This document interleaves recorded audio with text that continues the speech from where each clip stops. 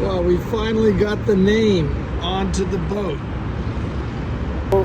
In an earlier video, I put a little bit of information about a generator problem we've been having. Well, today I solved it. And by saying I solved it, I mean I called one of Mike Henderson's guys for help, and he figured it out, and I watched him, and I understood it, and I'm finishing the job. So let's get into it.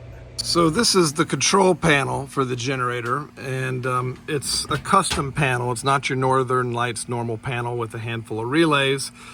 This has 5 contactors with timers on top, and then this is something for the stop senders if there's a low oil pressure or high coolant temperature. And what happens is these 3 fire off pretty quickly, and then this is the starter, and then this is to disengage the solenoid. And what's been happening before was these would fire. I'd have to do this one manually with the little button here to trigger it, and then I'd have to disengage the starter manually. But now, when you push it, absolutely nothing happens. So there's a bunch of fuses, 3 here, and I've checked all of those. And then over on the generator itself, there's a handful of fuses. You see this one here, and then this one here. And I had checked all of those as well. These 2 are the spade style fuses, and then this one's more of the cylinder style. But when I checked this one, I didn't realize that there was a spare in here. And so when I checked it, I actually checked the spare fuse and it was fine. Whereas the fuse that was in use was bad. So once I replaced that fuse, I could come over, and I'm gonna hit the start button here, but after I open the panel. And when I hit it, you'll see these contactors fire. Here we go. So they fired, but it gets stuck here. And the problem now is there's low voltage. There's a big voltage drop somewhere. And it turns out it's on the starter solenoid. So if I jiggle this connection to the starter solenoid back here, come on, baby.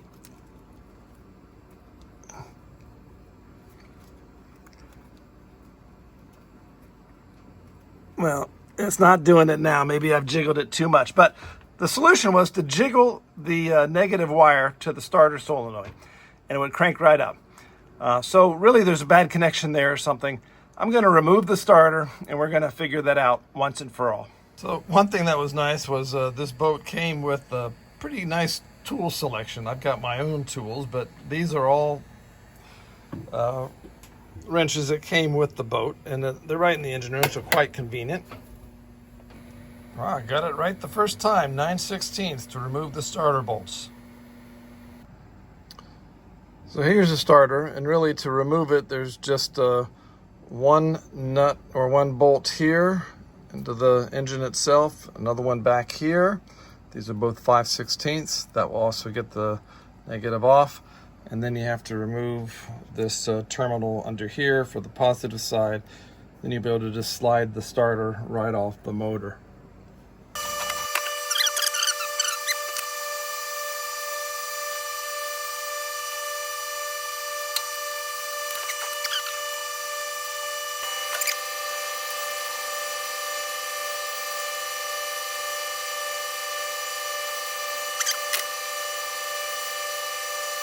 So I finally found a wrench that will let me get one click of the ratchet.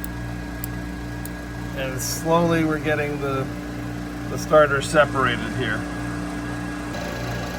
Well, I finally got the starter off, and in the spirit of nothing's ever easy, this particular bolt here is extremely hard to reach, to get in between the starter and the block here.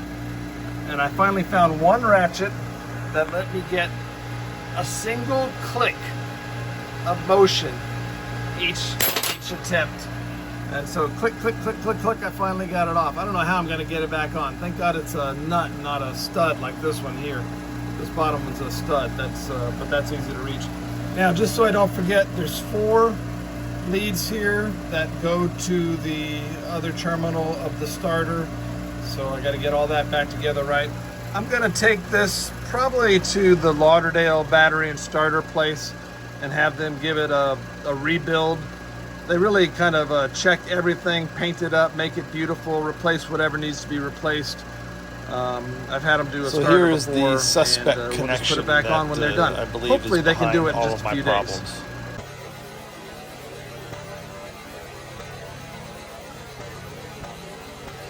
problems. All right, Lily arrived last night from Austin into Fort Lauderdale, and today's Saturday. We had a busy day, and now we're just taking a relaxing dinghy ride over to LMC Marina to look at boats and stuff like that. Yep. Woohoo! I finally figured out how to use the oil transfer and suck the old oil out of the main engines. The problem was it would never prime. So basically what I did was I went ahead and pumped a little bit of new oil into the engine to get things primed, and then I'd reverse it and bingo, I could suck all the old oil out. Here's a nice view of the boat during one of our little evening dinghy rides. That's I-95 in the background. We're at Port 32 right now. My first attempt at a splice for the anchor chain to connect to the boat. So the anchors have been sitting on a pallet next to the boat here on the dock. And these guys, Mike Henderson's guys, are helping get the both anchors on board. Of course, the one that's farthest away from the dock was the toughest. But we managed to get these both on and secured with my new splices into the anchor locker.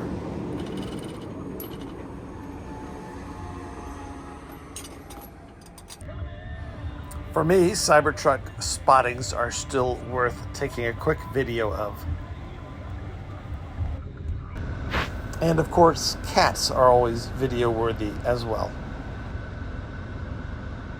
This beautiful zinc was just delivered today, along with these other 19, so 20 in total. These were custom poured here by a guy that's got molds for all the various zincs, including older Dutch boats. It's got a little bronze insert in there, or I'm not sure what the material is, but there's some kind of insert in there.